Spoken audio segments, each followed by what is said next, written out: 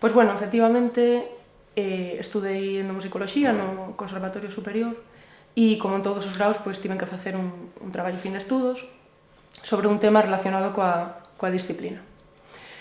Entón, o motivo fundamental para escoller o repertorio acompañado de pandeiro cadrado foi que, por unha parte, trataba un repertorio tocado por mans femininas.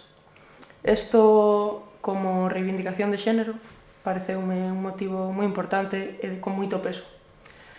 Por outro lado, o pandeiro cadrado, como percusionista profesional, pareceume moi atractivo, porque as tocadoras deste instrumento teñen un nivel técnico e uns recursos super interesantes.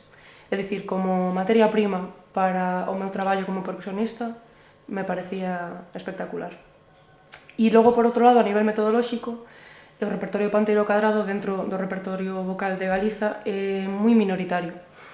Entón, puiden estudar todas as manifestacións das que temos constancia documental.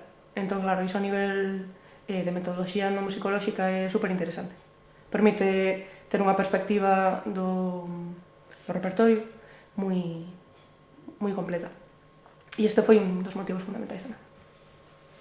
Sí, realmente as testemunhas en formato audiovisual do pandeiro cadrado que conservamos son moi pequenas, non? Concéntrase fundamentalmente no interior da provincia de Pontevedra e nunha zona bastante illada da provincia de Ourense, na parte máis oriental da provincia de Ourense. Isto non quere dicir que non haxa testemunhas que nos falen de que a presenza do pandeiro cadrado no territorio houbo de ser moito máis ampla. Por exemplo, Chisco contábame que en Cervantes tamén lle contaran que nas bodas se tocaba o pandeiro cadrado, que a súa avoa en Sober, por exemplo, tamén recordaba tocar este instrumento. Xandre contábame que en Carballo topara un informante que lle falara que seu pai era constructor de pandeiros cadrados. Recordo tamén Carlos Álvarez, o director das Lagarteiras, me falou como na provincia de Ourense, na zona de Sarreaus, os Blancos, no Entroido, antes de existir os folións, eran as señoras as que tocaban un pandeiro cadrado facendo procesión ou pasando de aldea en aldea. Entón, desta maneira, fixen un segundo mapa do que foi o repertorio de pandeiro en Galiza con moita maior extensión. Logo, fixen un terceiro mapa no que asimilaba o repertorio acompañado de lata de pemento ou de lata de carburo daquelas o instrumento, o pandeiro cadrado.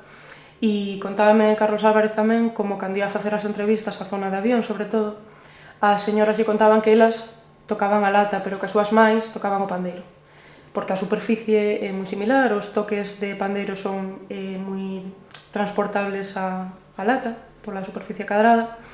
E entón, desta maneira, decateime de que sí que realmente o pandeiro nun momento inicial, tal vez anterior á industrialización, no primeiro terzo do século XX, en Galiza houbo de ser un instrumento moi extendido, tanto como a pandeireta seguramente.